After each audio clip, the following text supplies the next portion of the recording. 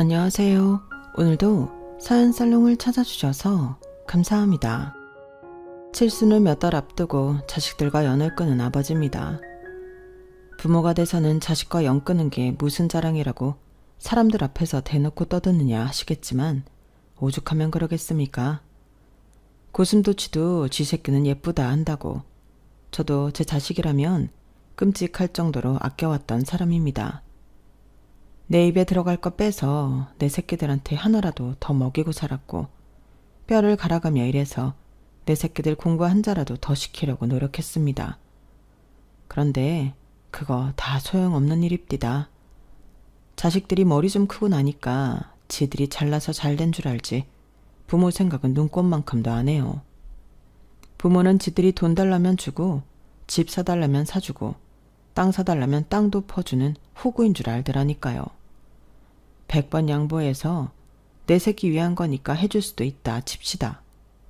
그런데 그래도 지 애비가 오늘 내일 하는데 병원엔 코빼기도 안 보이고 유산 받을 생각만 하는 놈들을 언제까지 자식이라고 떠받들 수 있겠습니까? 아마 모르긴 해도 이 방송에 나가고 나면 자식놈들도 땅을 치고 후회할 겁니다. 하지만 그놈들도 알아야 해요. 버스 떠난 다음에 손 흔들어 봤자 소용없다는 걸요. 저는 밥 굶지 않고 사는 게 평생 소원일 정도로 찢어지게 가난한 집에서 태어났어요. 위로 형과 누나가 6이 있고 밑으로는 남동생이 하나 있었는데 6.25 전쟁 중에 큰형과 둘째 누나가 세상을 떠나서 내가 떠났을 땐 위로 4명만 남아 있었어요. 그러다 국민학교에 다니던 무렵 월남으로 파병 나갔던 셋째 형마저 전쟁터에서 세상을 떠나면서 8남매였던 우리 형제는 5남매가 되어버렸습니다. 자식을 앞서 보낸 부모님은 남은 자식들이라도 건사하려고 무진장 노력을 하셨지만 없는 살림에 아무리 발버둥 쳐도 나아질 기미가 안 보였어요. 할 수 있는 게 농사밖에 없는 깡촌에서 돈을 벌면 얼마나 벌 수 있었겠어요? 땅 한마지기 없이 남의 땅을 부쳐먹는 형편이니 밥은 제대로 먹고 살았겠습니까? 허구한 날 굶고 풀떼기나 뽑아먹는 실정이었죠. 그나마 둘째 형이 외지로 나가 돈을 벌기 시작하면서부터는 그래도 굶는 날보다 굶지 않는 날이 더 많아졌어요. 없는 집에서 맞이 대신 맏딸 노릇을 해야 했던 둘째 누나는 고생을 참 많이 했습니다. 돈에 팔려가다시피 동네에서 소문난 남봉꾼한테 시집을 갔는데 허구한 날 맞아서 얼굴에 멍이 가실 날이 없었거든요. 그래도 누나를 그렇게 때린 뒤에는 지도 미안한 건 알았는지 누나 손에 쌀이며 곡식을 지어주곤 친정에 다녀오라고 하더라고요.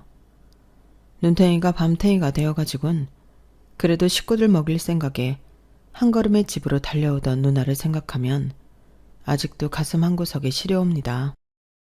제가 고등학교 입학을 앞두고 집안 형편이 어려워 학업을 포기해야 했던 그때도 동생 공부를 시키겠다고 남편한테 통사정을 해서 등록금을 마련해줬는데 그때 누나 얼굴을 아직도 잊을 수가 없어요. 매형한테 얼마나 맞았는지 한쪽 눈이 떠지지 않을 정도로 보랏빛으로 퉁퉁 부어 있었거든요. 어린 나이에 학교를 다닐 수 있게 됐다는 기쁨도 잠시 그 꼴을 보고는 도저히 참을 수가 없더라고요. 그 길로 매형한테 달려가 우리 누나가 맞은 것 이상으로 정신없이 패버렸습니다. 그때 누나가 울면서 저를 말리더군요. 상철이 너 네가 뭔데 내 남편을 때려? 네가 깡패야? 건달이야? 한 번만 더 내 남편한테 손대봐. 이 사람 죽으면 그때 너 죽고 나 죽는 거야. 그래도 남편이라고 몸으로 막아서며 악을 쓰는 누나를 보니 정신이 확 들더군요. 내가 무슨 짓을 벌였는지 그제야 파악이 된 저는 그 길로 뛰쳐나와 서울로 도망쳤습니다. 주머니에 누나가 마련해준 등록금이 있던 탓에 서울로 가는 기차표도 사고 한동안 배는 곪지 않았지만 길을 가다 경찰만 보면 심장이 철렁 내려앉는 기분이었어요.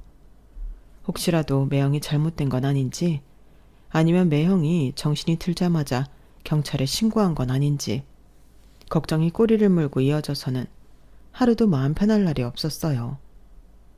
그 걱정에서 벗어날 수 있었던 건 그 후로 2년쯤 지나고였습니다.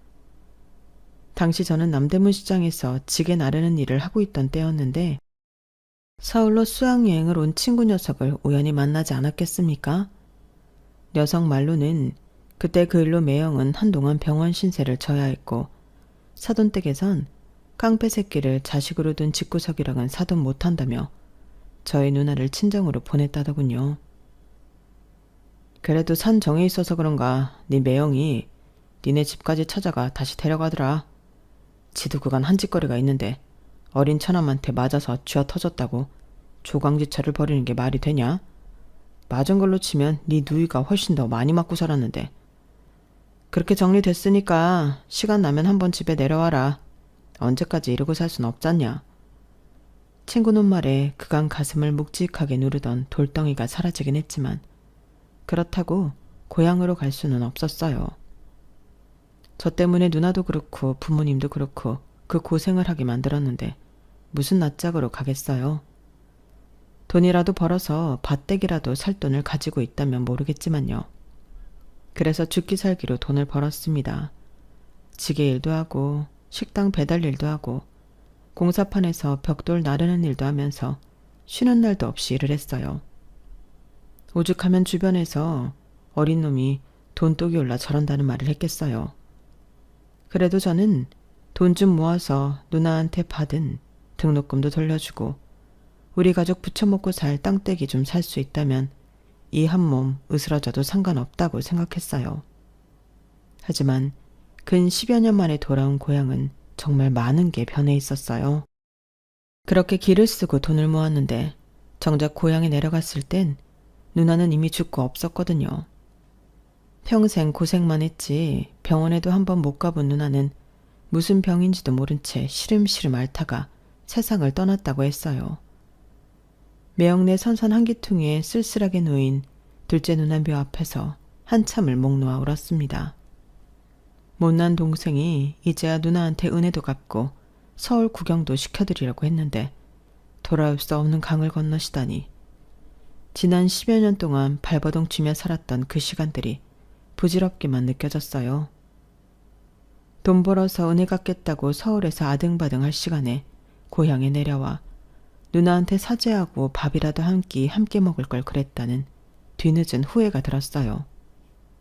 둘째 누나는 제게는 엄마 같은 존재였거든요.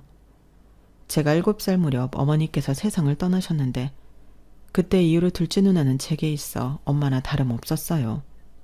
씻기고 먹이고 재우고 그걸 다 둘째 누나가 해주었으니까요. 그래서인지 둘째 누나의 죽음은 다른 형제들의 죽음과는 또 달랐어요. 제 마음의 한구석을 도려낸 것처럼 쓰리고 아팠거든요. 누나의 죽음 외에도 고향집은 많은 게 변해 있었어요. 제가 집을 나오던 당시에도 연세가 꽤 되셨던 아버지는 그 사이 더 연로해지셔서 허리가 굽어 거동이 불편하셨어요. 그런 아버지를 대신해 집안 가장 노릇을 하는 건 둘째 형이었어요. 외지에 나가 살다가 몇 해 전에 형수랑 고향으로 돌아왔다고 하더군요. 막내 여동생은 농사일을 도우며 집안 살림을 맡아 하고 있었어요. 그런데 다들 자기 자리를 지키고 살아가는 걸 보니 이상하게 서운한 마음이 들더라고요. 아마도 내 빈자리가 하나도 보이지 않아서 그랬나 봅니다. 고향에 다녀온 뒤 한동안 일이 손에 잡히지 않았어요. 살아가야 할 이유를 잃은 사람처럼 마음이 허공에 뜬 채로 도무지 마음을 잡을 수가 없었어요. 그때 저를 잡아준 건 제 아내였습니다. 아내는 제가 공장에서 일하던 시절 만난 사람인데 제가 속해 있던 미장팀이 밥을 대고 먹던 밥제 딸이었어요. 고향에 다녀온 뒤로 일도 손에 안 잡히고 사는 게 사는 것 같지 않던 시절이었는데 그때 아내를 처음 보고는 텅 빈 것 같던 마음이 채워지는 기분이었어요. 아침 일찍 팀원들이랑 밥을 먹으러 식당 문을 열면 벚꽃처럼 환하게 웃어주며 맞아주는 아내 모습에 가슴이 설렜었죠. 제 앞에는 계란 후라이도 더 부쳐다 주고 제국에는 고기도 훨씬 더 들어있어서 아내도 나와 같은 마음이라는 걸 알 수 있었어요. 식사를 마친 제게 수줍게 커피 믹스를 건네는 아내가 어찌나 예쁘던지 공사가 끝나고 다른 지역으로 옮겨야 해서 마지막으로 밥을 먹으러 가던 날 아내한테 사귀자고 했습니다. 내가 딴 건 몰라도 굶기지 않을 자신은 있어요. 난 내 식구는 절대 안 굶깁니다. 학벌도 없고 가진 것도 없지만 내 사람은 절대 눈에 눈물 안 뽑고 살 자신도 있어요. 그쪽도 나한테 마음이 없는 건 아닌 것 같은데 나 한번 믿어봐요. 당장 살림 합치자는 게 아닙니다. 딱 3개월만 나랑 만나봐요. 그때 가서 이놈은 아니다 싶으면 내가 더는 안 조를게요. 어때요? 아내는 수줍어서 눈도 못 마주치면서도 내가 싫지 않은지 고개를 끄덕여 주었어요. 그렇게 아내랑 3개월 남짓 만나는 동안 지난 10년 동안보다 훨씬 더 서울에 대해 많이 알 수 있었어요. 지금은 사라지고 없는 옛 조선 총독부 건물에 있던 국립중앙박물관에도 가보고 지금은 옛모습으로 복원됐으나 당시엔 동물원과 놀이시설이 있었던 창경원에도 가보고 서울의 상징이라고 할 수 있는 남산타워도 그때 처음 가봤어요. 서울 곳곳에 이렇게 멋진 곳이 많은 줄 그제야 처음 알았을 정도로 저는 그동안 돈 버는 데만 혈안이 돼서 살았던 거예요. 그러다 아내를 만나 사는 재미도 느끼고 열심히 번 돈을 함께 쓸 사람이 있다는 게 얼마나 행복한 건지 새삼 느낄 수 있었습니다. 처음 3개월만 만나달라고 했던 것과 달리 우리 부부는 사귄 지 3개월 만에 살림을 차렸어요. 지금이야 결혼식 한 번 하는데 수천에서 수억을 쓴다고 하지만 그때는 그런 게 어딨나요. 여유가 되면 예식장에서 하고 형편이 안 되면 그냥 혼인신고만 하고 사는 거죠. 게다가 장인 장모님이 실향민이라서 처가 쪽에 부를 식구들도 없었어요. 저희 쪽도 딱히 부를 친척이 없는 건 마찬가지였고요. 그래서 월세방 하나 구해서 신혼살림을 차렸습니다. 그 작은 방에 살면서 시골에서 막내 여동생이 올라오면 같이 지내고 고향 친구놈들이 찾아오면 며칠이고 집에 재워주곤 했으니 우리 집사람 성격이 참 무던한 사람인 거죠. 아내는 하루 종일 장인어른이 하시는 식당에서 일을 하고도 제가 일 끝날 시간이 되면 집으로 달려와 따뜻한 저녁상을 차려주고는 다시 가게로 일하러 가곤 했어요. 없는 살림이라 철마다 옷을 사입을 형편은 안 됐지만 아내가 옷이며 속옷이며 늘 깨끗하게 빨아서 뽀송뽀송하게 말려준 덕분에 삼성과 이병철 회장이 부럽지 않을 정도였어요. 솔직히 저는 태어나서 이렇게 극진한 대접을 받아본 적이 없었기 때문에 아내의 손길이 닿은 모든 게 다 고맙기 그지 없었습니다. 생활력도 있고 살림도 잘하는 아내는 결혼하고 이듬해 아들까지 제 품에 안겨주었습니다. 출산한 뒤에도 애 우는 소리에 제가 깰까봐 우는 애를 안고 집 앞 골목을 서성이던 아내 모습은 아직도 잊을 수가 없어요. 공사판에서 하루 종일 일하는 사람 잠이라도 편히 자야 하지 않겠냐며 자기는 신경 쓰지 말라고 하는데 이런 착한 아내를 어떻게 고생을 시킵니까? 업고 다녀도 모자랄 사람을요. 결혼 전에 고생 안 시키겠다고 약속을 했지만 그 마음을 다잡은 건 전적으로 아내 때문이었어요. 남들 쉴 때도 내 몸 한 번 더 움직여서 몇 푼이라도 더 버는 게 내 아내를 고생에서 벗어나게 하는 유일한 돌파구다 생각하고 정말 돈에 미친놈처럼 죽어라 일해서 돈을 모았습니다. 그런데 일당 받아오는 돈 모으는 것만으로는 가난을 면하기 힘들겠다는 생각이 들더라고요. 난 혼자 몸이 아니라 업체를 만들어 직원을 열어두고 일을 하면 훨씬 더 큰 공사도 딸 수 있고 그러면 버는 돈의 규모도 달라지니까요. 그렇게 시작한 사업은 미장일은 물론 중장비까지 영역을 넓혀서 15년 만에 작은 건설사로 발전했습니다.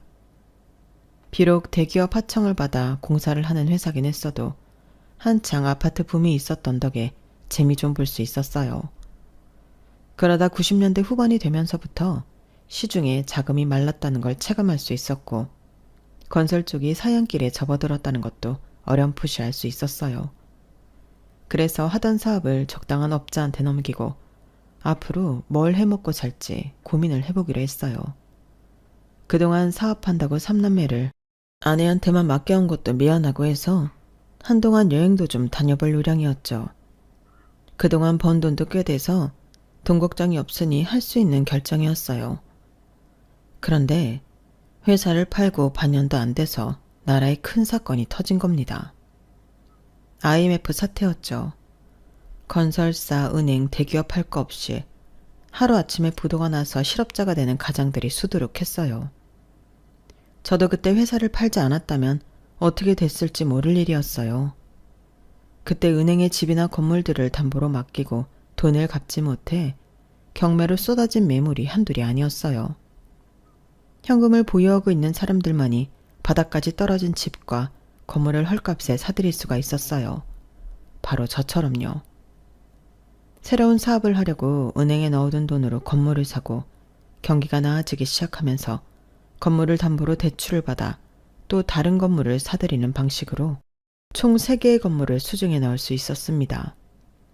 돈이 돈을 번다는 말은 과언이 아니라는 걸 그때 실감할 수 있었어요.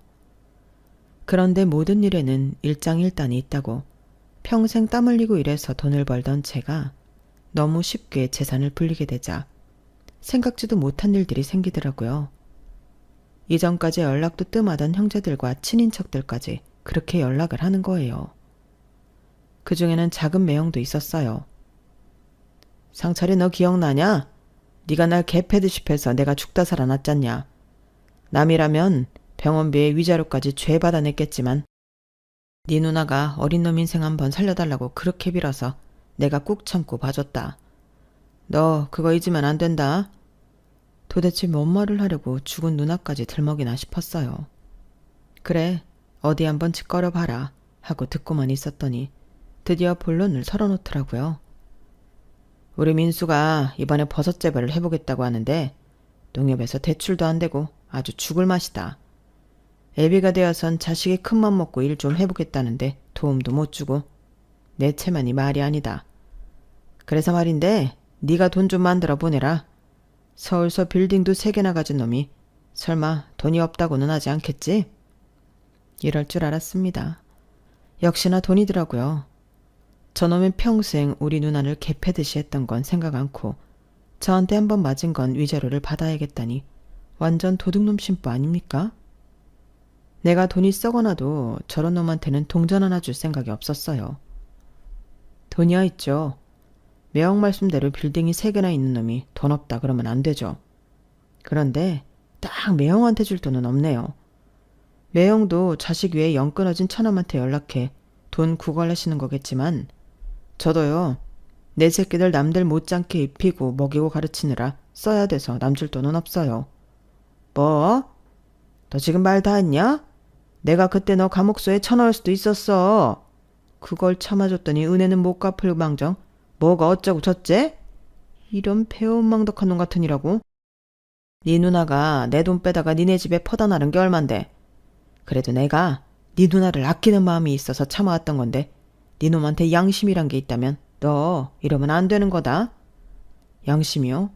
그건 내가 매형한테 할 소리입니다. 그렇게 우리 누나를 아끼는 분이 허구 헛날 그렇게 패고 살았습니까? 누나 죽자마자 1년도 안 돼서 길목다방 정마담을 안방에 아치신 분이 우리 누나를 아끼는 마음이 있었다고 할 수 있냐고요. 요즘 같으면 마누라 패는 놈은 그대로 교도소행입니다. 내가 지금까지 후회가 되는 건 진작에 당신을 경찰에 고발하지 않은 거라고요. 한 번만 더 내 앞에서 그 더러운 입으로 우리 누나 얘기 꺼내면 그땐 내가 가만 안 둡니다. 아셨어요? 그렇게 전화를 끊은 뒤로 조카놈이 전화해 도와달라고 통사정을 했지만 땡전 한 푼 주지 않았어요. 매형은 몰라도 조카는 누나 자식이니 그깟 사업 자금이야 대줄 수도 있었지만 그놈 하는 꼴이 여간 미워야죠. 지 엄마 제사도 안 지내는데 적어도 누나 기일에 산소는 찾아가 봐야 하는 거잖아요. 그런데 한 번을 안 찾아가더라고요. 매년 누나 기일에 산소에 가보면 벌초를 안 해서 아주 엉망인 거예요. 동네 사람들한테 물어보니 그 집 식구들은 아무도 산소에 발걸음을 안 한다더라고요. 명절에 선산을 찾을 때도 제 누나 묘에는 술도 한 잔 안 따라 놓는다니 참 매정한 인간들이에요. 매형이랑 그 부인은 그렇다 쳐도 어떻게 자식놈들까지 그럴 수가 있느냐고요. 그래놓고 나한테 외삼촌이 조카를 안 도와주면 누가 도와주냐는 소리 나고 정말이지 할 수만 있다면 서울 근교로 둘째 누나 묘를 이장하고 싶은 심정입니다. 매형 말고도 돈 빌려달라는 전화를 수도 없이 받아왔어요. 제가 찢어지게 가난했을 때 우리 큰애가 옥상에서 떨어져서 큰 수술을 받아야 했을 때는 다들 모른 척하던 사람들이 말이죠. 그때 장모님이 금반지며 시집 올 때 가져왔던 폐물들을 팔아서 수술비를 대주지 않으셨다면 우리 아들은 아마도 이 세상 사람이 아니었을 거예요. 정작 우리 식구가 힘들 때 도움을 준 사람들은 아무 말이 없는데 어떻게 된 게 안면 몰수하던 인간들만 돈 빌려달라는 연락들을 하는 건지 잘못돼도 한참 잘못된 것 같습니다. 돈을 벌고 생활에 여유가 생기고 가장 좋았던 건 뭐니 뭐니 해도 내 새끼들이 원하는 걸 다 해줄 수 있었다는 걸 겁니다. 저는 자식이 아들 둘에 딸 하나가 있는데 셋 다 해외로 어학연수도 보내주고 막내딸은 중학생 때부터 호주로 유학을 보내서 영어를 무척 잘한답니다. 두 아들 녀석들도 중고등학교 때부터 학원에 과외까지 돈 안 아끼고 지원을 해주었고 덕분에 대학도 다들 이름 있는 대학에 보낼 수 있었거든요. 자식들이 남들이 부러워할 만한 직장에 취직해 가정까지 이뤘으니 부모로서 뭘 더 바라겠습니까? 그런데 자식이 원하는 건 뭐든 해줬던 게 어찌 보면 자식들 인생에 독이 됐는지도 모르겠어요. 이놈들이 가정까지 이룬 뒤에도 늙은 애비한테 수시로 손을 벌리니 말입니다. 제가 아내 말이라면 양잿물도 마실 놈이란 걸 아는지라 툭하면 지 엄마 통해서 돈을 요구해 오는데 이게 날이 갈수록 정도가 심한 거예요. 지 자식 교육시키는 교육비까지 나한테 떠넘기니 이거야 참. 아니 이제 하다 지 자식 유치원비까지 나보고 내라는 거야? 그럼 어떡해요. 큰애 수입으론 힘들다는데. 그러면 자기 형편대로 자식 교육을 해야지. 능력도 안 되는 놈이 무슨 영어 유치원을 보낸다고 다 늙은 애비한테 손을 벌려? 예은이 애미도 그래. 지 남편 벌이로 힘들면 지도 같이 벌 생각을 해야지. 결혼한 지가 언젠데 여직 집에서 놀면서 요가니 피타니 필라 머시기니 지 몸 만들 생각만 하고. 아니 지가 미스 코리아 나갈 거야? 탤런트가 될 거야. 허튼 데 쓸 돈 아껴서 지 자식 공부시킬 생각은 안 하고 어쩜 그렇게 생각이 없나 몰라. 여보, 그러지 말고 이번 한 번만 도와줘요. 요즘 애들은 다 다닌다는데 예은이 혼자만 영어 유치원 안 보내면 애가 얼마나 기가 죽겠어요. 당신은 손녀딸이 남들 앞에서 기죽고 있으면 보기 좋겠어요?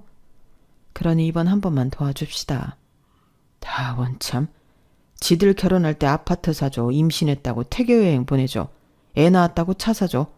이제 내 영어 유치원비까지 내놓으라니 이거말로 칼 안 든 강도가 따로 없구만. 에휴, 못난 놈들. 큰아들 녀석은 지 엄마를 시켜 지 딸내미 영어 유치원비까지 받아갔어요. 몇 달만 처음엔 도와달라는 놈이 1년이 넘도록 영어 유치원비 낼 날이 되면 지 엄마한테 문자를 보내서는 꼬박꼬박 받아가더라고요. 그래놓곤 철마다 가족여행으로 해외 곳곳을 다니는 걸 보니 속에서 천불이 났어요. 우리 부부는 정작 돈이 있어도 엄두가 안 나 해외여행 한번 못 가가는 처진데 말이죠. 큰놈이 이 모양이면 둘째는 좀 나아야 할 텐데 그놈은 한술 더 뜨는 놈이에요. 지 부모한테도 장사를 해먹는 놈이라니까요. 아빠, 요즘엔 연세 드신 분들도 다들 캠핑카 몰고 부부끼리 여행 다니신다니까요. 캠핑카 하나 있으면 호텔비도 안 들지. 차 타고 가다가 경치 좋은데 차 세워놓고 밥도 해먹으면 밥값도 안 들지. 이거 완전 남는 장사라니까요. 아버지가 타시다가 나중에 저한테 물려주시면 대대로 쓸 수 있다고요. 그러니까 이참에 아빠도 캠핑카 한 대 사세요. 제가 아는 형이 캠핑카 수입업을 하는데 기가 막힌 매물이 나왔거든요. 지금 그거 사시면 시중가보다 30% 싸게 살 수 있어요. 아빠는 중장비도 다룰 줄 아시는 분이니까 캠핑카 운전하는 건 일도 아니잖아요. 아빠가 운전하는 거 보면 엄마가 한눈에 반할걸요? 어때요? 사실 거죠? 하루가 멀다 하고 집에 찾아와 지 엄마랑 나한테 캠핑카 타령을 하는데 결국엔 아내가 하나 사자고 하는 바람에 덜컥 계약을 했지 뭡니까. 그런데 캠핑카를 사놓기가 무섭게 시험 운전을 한다느니 작동법을 익혀야 한다느니 하면서 지놈이 먼저 차를 끌고 다니더라고요. 지 가족들 태우고 평일이고 주말이고 할 거 없이 전국 팔도를 누비고 다니는데 정작 차주인 저는 캠핑카를 사고 1년이 다 되도록 운전석에도 한번 못 앉아봤습니다. 그런데 이놈이 언제부턴가 캠핑카가 흥미가 떨어졌는지 차고에 넣어두고 손도 안 대지 뭡니까? 그래서 모처럼 아내를 태우고 여행이나 가볼까 했더니 글쎄 차가 꼼짝을 안 하는 거예요. 아는 정비사한테 견적을 받아봤더니 엔진을 갈아야 한다는 거예요. 아니, 산지 1년도 안 되는데 무슨 엔진을 갈아? 에이, 무슨 소리야. 이거 못해도 10년은 좋게 넘게 탄 것 같은데 겉만 멀쩡하지 속은 완전 늙은이야. 이런 걸 돈 주고 산 거야? 얼마나 줬는데? 아들놈이 신형이라고 했던 캠핑카는 겉만 번지르르한 중고였고 그나마도 아들놈이 엉망으로 타고 다닌 탓에 엔진이고 그 밖에 부품이 마모돼서 폐차를 해야 하는 상황이었어요. 알고 보니 둘째 놈이 지가 아는 중고상하고 짜고는 지 애비를 상대로 사기를 친 거였어요. 지 애비 돈을 수천만 원이나 꿀꺽하고도 용서를 빌기는커녕 뻔뻔하게 나오는 꼴을 보니 혈압이 올라서 사기로 고소를 하겠다고 으름장을 놨습니다. 그랬더니 뭐라는 줄 아십니까? 아빠, 아무리 그래도 그렇지 돈 몇천에 자식을 고소하겠다는 게 말이 돼요?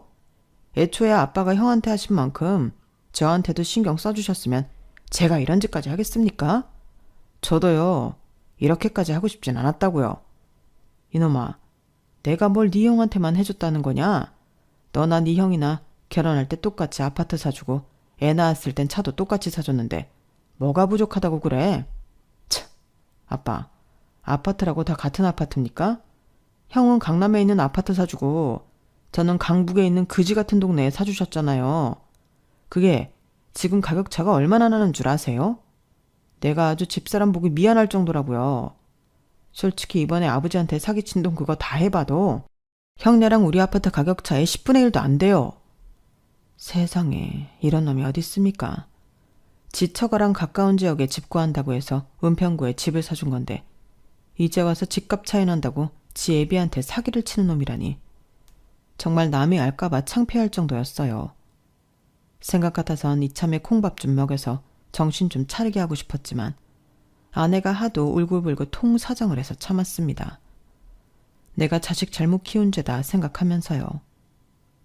그나마 딸아이는 어릴 때부터 해외로 유학을 보내놔서 그런지 지 오빠들이랑 다르게 독립적인 편이었어요. 대학을 졸업한 이후로 집에 손 한 번 벌린 적이 없었으니까요. 그래서 두 아들보다 딸애가 낫다 싶었는데 이게 아주 지 오빠들 찜쪄먹는 녀석이었지 뭡니까.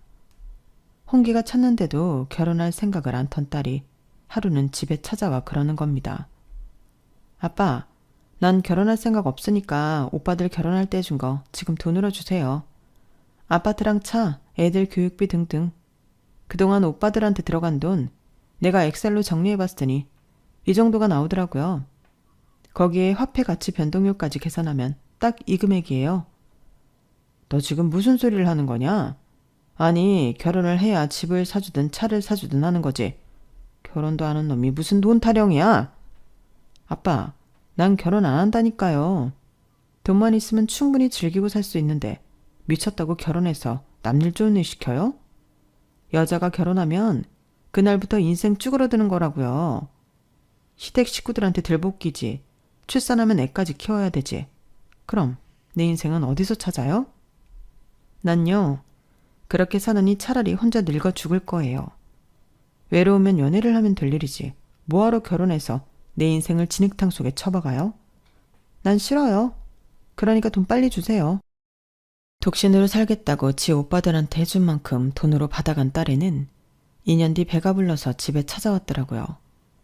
애 아빠는 말해줄 수 없다며 애는 자기 혼자 키울 생각이라고 애랑 살 집을 마련해달라나요? 거참, 당장 지낼 곳도 없다고 울고 짜는데 그걸 보고 어떻게 모른 척 하겠습니까? 딸아이 살집이랑 산후조리원까지 다 내 돈으로 해줄 수밖에요. 그런데 남편도 없이 살겠다는 딸아이 때문에 정말 고생한 건 바로 제 아내였어요. 세상에 어느 부모가 미혼모로 살겠다는 딸을 두고 두 다리 뻗고 살 수 있겠습니까? 밤낮 없이 딸아이 집에 드나들면서 손주도 봐주고 딸아이 밥도 챙겨 먹이고 그러고도 유별난 딸아이 트집에 좋은 소리 한번 못 듣고 살았습니다. 애한테는 유기농 채소만 먹여라. 소고기는 한우만 먹여라. 이거 해라 저거 하지 마라. 상전도 이런 상전이 없었어요. 그렇게 딸자식 시집살이를 하던 아내는 6년 전 대장암으로 세상을 떠나고 말았습니다. 아내가 죽고 나자 한동안 살고 싶은 생각도 들지 않았어요. 그 큰 집에 혼자 덩그러니 앉아서 하루가 가기를 기다리는 것밖에는 아무런 낙이 없었어요. 그렇게 일주일이 지나고 보름 한 달이 지나도록 저희 집을 찾는 사람은 아무도 없었습니다. 아내가 매일같이 쓸고 닦아가며 반들반들하게 광을 내놓았던 집은 어느새 먼지가 앉고 때가 타서 엉망이 되어버릴 무렵 절대로 울리지 않을 것 같던 초인종이 울렸습니다. 혹시나 자식놈들 중 하나가 찾아왔나 해서 문을 열었더니 웬 중년 여성과 낯선 청년이더라고요. 주민센터 직원과 함께 저희 집을 찾아온 청년은 근처 대학 사회복지학과 학생이라고 했어요. 다짜고짜 자기들이 도울 게 있을까 해서 왔다길래 도대체 어떻게 알고 우리 집에 찾아왔느냐고 했더니 제가 사는 아파트 상가 마트 주인이 알려줘서 왔다더라고요. 어르신께서 매일 라면 만드신다고 아파트 상가분이 그러시더라고요. 사모님이 돌아가신 지 얼마 안 됐다고 들었어요. 그러고 보니 아내가 세상을 떠난 뒤로 입맛도 없고 딱히 해먹을 줄 아는 것도 없어서 매일같이 마트에서 라면을 사다 먹었더니 그걸 보고 주민센터에 연락한 모양이더군요. 내 자식들도 나 몰라라 하는 판에 이웃이 라면만 먹는 걸 보고 주민센터에 대신 도움을 청해주다니 그래도 아직은 인정이 있는 세상이다 싶었어요. 어르신, 제가 도와드릴 테니까 인터넷으로 돌봄 서비스 신청을 하세요. 그래야 정식으로 도움을 받을 수 있어요. 젊은 청년은 자신이 들고 온 전자기기를 꺼내 저 대신 독거노인 돌봄 서비스를 신청해 주었어요. 그리고는 그날 이후 민석이라는 청년은 매일같이 우리 집에 찾아와 밥은 먹었는지 필요한 건 없는지 물어가며 집 청소도 도와주고 저를 데리고 근처 공원으로 산책도 가주곤 했습니다. 처음엔 청년의 방문이 불편하기만 했던 저도 조금씩 청년과 서스럼 없이 지내게 되었고 그러는 사이 청년은 대학을 졸업하고 정식으로 사회복지사가 되었어요. 자기 관할구역이 아님에도 매일같이 출퇴근길에 찾아와 말벗도 해주고 같이 밥도 해먹는 사이가 되었죠. 도대체 어떤 부모 밑에서 가정교육을 받고 자랐길래 이리도 바르게 자랐나 싶어 하루는 부모님은 뭐 하는 분이냐고 물었더니 부모님이 안 계세요. 태어나자마자 시설에 버려졌거든요. 아니, 그럼 내 코가 석잔데 남을 돕겠다고 그런 일을 한다는 거야? 아이고 참, 민서가 누가 누굴 돕는다고 그래. 기껏 힘들게 공부를 했으면 남들보다 잘 살 궁리를 해야지. 어르신, 저 잘 살고 있어요. 후원자분들 도움으로 대학도 다녔고요. 이렇게 사회복지사도 됐잖아요. 제가 지금 이렇게 한 사람 몫을 하고 살 수 있는 건 다 후원자분들과 국민들 세금 덕분이에요. 그러니 제가 받은 거 이제는 저도 갚고 살아야 할 거 아닙니까? 민석이 말을 듣는 순간 망치로 머리를 한 대 맞은 기분이었어요. 그동안 남들보다 잘 먹고 잘 입고 살겠다고 아등바등 돈을 모아왔던 제 자신이 부끄러울 정도였어요. 쥐뿔도 없이 서른을 바라보는 나이에 고시원에 살면서도 남들한테 받은 걸 갚을 수 있다고 좋아하는 민석이가 저보다 훨씬 어른스러워 보였습니다. 그래서 나도 이젠 좀 달라져야겠다는 생각을 했습니다. 먼저 민석이한테 고시원을 나와 우리 집에서 같이 살자고 했어요. 집도 크고 빈 방도 많은데 한 사람 더 들인다고 뭐가 달라지겠어요? 그렇게 민석이랑 한 집에 살면서 나도 사회를 위해 뭘 할 수 있는지 많은 생각을 했습니다. 부모 없이 자라는 아이들을 위해 시설에 기부도 하고 무료 급식소에 쌀도 보내고 학비가 부족한 애들을 위해 대학에 장학금도 보내줬습니다. 살면서 돈 쓰는 게 하나도 아깝지 않았던 건 그때가 처음이었어요. 그렇게 몇 년을 민석이랑 함께 살다가 녀석이 결혼을 하면서 다시 혼자가 되었습니다. 민석이가 결혼할 때 부모님을 대신해 내가 살 집이라도 해주겠다고 했더니 민석이도 그렇고 민석이 처도 그렇고 한사코 거절을 하더군요. 부창부수라고 아내도 자기랑 똑같은 사람을 얻어서는 부부가 아주 올곧게 자란 티가 났어요. 결혼한 뒤에도 민석이랑 민석이 처가 수시로 집에 드나들며 반찬도 해다 나르고 딸아이를 출산한 뒤에는 늙은이 척척할까봐 애도 데리고 와서 재롱도 보여주고 했어요. 내 피가 섞인 자식은 아니었지만 친자식들보다 더 자식 같은 존재가 되었죠. 덕분에 저는 인생의 황혼기에 또 다른 즐거움을 느끼며 살 수 있었습니다. 하지만 세월은 이 늙은이 몸을 하루가 다르게 갉아먹었고 결국 병원 신세를 지게 됐어요. 신장한 말기라더군요. 이미 암으로 아내를 떠나보낸 경험이 있던 터라 얼마 못 살 거라는 건 짐작할 수 있었어요. 그래서 민석이를 시켜 자식들한테 연락을 했더니 웬일로 자식놈들이 득달같이 병원으로 달려왔더라고요. 그런데 내가 입원해 있는 병실로는 오지 않고 죄다 주치의방으로 달려갔다는 거예요. 애비 병세가 어떤지 알아야 하니 그런 걸 거라고 생각하고 자식놈들을 기다리고 있었는데 아무리 시간이 지나도 한 놈도 코빼기를 보이지 않지 뭡니까? 그때 쎄한 기분이 들면서 이놈들이 뭔 생각을 하는지 알 수 있었습니다. 이놈들이 병원에 찾아온 건 지 애비가 걱정돼서가 아니라 언제 죽느냐가 궁금했던 거라는 걸요. 보다 못한 민석이가 큰애한테 전화를 했더니 지금 바쁘니까 나중에 전화하라며 끊더랍니다. 수화기 너머로 들리는 소리가 시끌벅적한 게 무슨 파티라도 하는 것 같더라고요.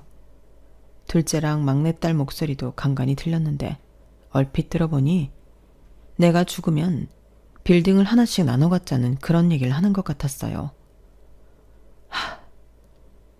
지 애비가 암에 걸려 오늘 내일 하는 판에 유산 받을 생각에 파티를 벌이는 자식들이라니. 이런 걸 그동안 내 등골 빼가며 키웠다는 게 그렇게 후회가 될 수 없었어요. 그래서 변호사를 불러 유언장을 만들었습니다. 그리고는 서류 정리가 다 끝난 그날 자식들을 불러 유언장을 공개했어요. 변호사 전화를 받고 병실로 달려온 자식들은 제가 이미 죽은 줄 알고 있었는지 병실에 들어와 멀쩡한 나를 보고는 귀신이라도 본 표정들이더라고요. 놀랄 거 없어. 죽기 전에 내 손으로 유산 정리하고 싶어서 부른 거니까. 다들 정신 사나우니까 문과에 서 있지 말고 들어왔으면 앉아라. 그렇게 자식들을 한자리에 앉혀놓고 변호사를 시켜 유언장을 낭독하게 했습니다. 결론적으로 제가 가진 빌딩 중 2개는 팔아 재단을 만들고 그 재단은 민석이가 관리하게 했습니다. 민석이가 자랐던 것 같은 보육시설에 후원을 하고 부모 없는 애들이 자립할 수 있게 도움도 주고 학비도 대주는 일을 하라고요. 그리고 남은 빌딩 하나는 제가 입원해 있는 병원에 기부하기로 했습니다. 수술비가 없어서 고생하는 환우들한테 수술비도 대주고 의료보험이 적용 안 되는 고가의 약이 필요한 환자들한테는 약값도 대신 대주라고요. 그리고 제가 살던 아파트는 민석이 앞으로 해주었습니다. 세금은 건물 2개 판돈에서 떼어 이미 납부한 상태고요. 여기까지 발표를 하자 자식놈들이 득달같이 달려들더군요. 아버지, 지금 뭐 하시는 거예요? 자식이 3이나 있는데 그 많은 재산을 죄다 남한테 준다고요? 그럼 우리는요? 아버지 자식인 우리는 뭘 가지란 거냐고요? 형 말이 맞아요. 어떻게 아버지가 우리한테 이러실 수가 있어요? 피도 안 섞인 저 인간한테는 재단도 맡기고 집도 주면서 왜 우리한테는 10원 한 장 안 주냐고요? 이건 무효예요. 절대 받아들일 수 없다고요. 오빠들 진정해. 법적으로 우리가 받을 수 있는 금액이 있으니까. 아빠가 이렇게 나오면 우리가 소송을 걸어서라도 받아내자고. 막내딸은 지 오빠들보다 이성적으로 나왔어요. 하지만 이어진 변호사의 말에 지 오빠들처럼 미쳐 날뛰기 시작하더군요. 그동안 아버님으로부터 증여받은 아파트, 차, 그 밖에 거액 현금들을 따져볼 때 소송을 하셔도 딱히 받으실 금액이 없으실 겁니다. 특히 따님은 2 오빠들보다 2배는 더 가져가셨기 때문에 더더욱 그렇죠. 다른 로펌을 찾아가 상담을 하셔도 마찬가지일 겁니다. 변호사의 말에 자식들과 며느리들은 하늘이 무너진 것처럼 망연자실한 표정이었어요. 막내딸은 방방 뛰며 울고불고 난리였고요. 그동안 내가 니들한테 너무 많은 걸 줬어. 그러지 말아야 했는데 말이다. 늘 받고만 살다 보니 니들은 받은 거에 대해 고마워하는 마음도 없잖니. 이 예비가 마지막 하는 길에 내 자식들한테 그동안 못했던 참교육을 하려는 거니까 그렇게들 알고 돌아가거라. 그리고 똑똑히 들어라. 부모는 니들이 필요할 때마다 돈을 꺼내 쓸 수 있는 지갑이 아니란다. 부모 자식 간에도 주고받는 게 있어야 하는데 니들은 나한테서 받아가기만 했지 가져온 게 하나도 없어. 그러니 이참에 니들이 어떻게 살았는지 반성하고 니들 자식들한테는 제대로 된 부모가 될 수 있도록 해라. 얘기 끝났으니 다들 나가봐. 피곤해서 자야겠다.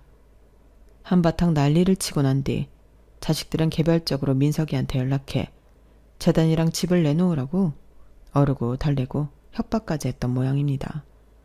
그래서 변호사를 시켜 자식들한테 경고를 했습니다. 한 번만 더 민석이한테 연락해 협박하면 그동안 증여해준 재산도 회수하겠다고 말이죠. 그제야 자식놈들은 잠잠해질 수 있었어요. 저는 여전히 암투병 중이고 언제 세상을 뜰지 알 수 없습니다. 하지만 그래도 죽기 전에 내가 할 수 있는 일을 처리한 것 같아서 시원하기도 하고 한편으로는 마음이 무겁기도 합니다.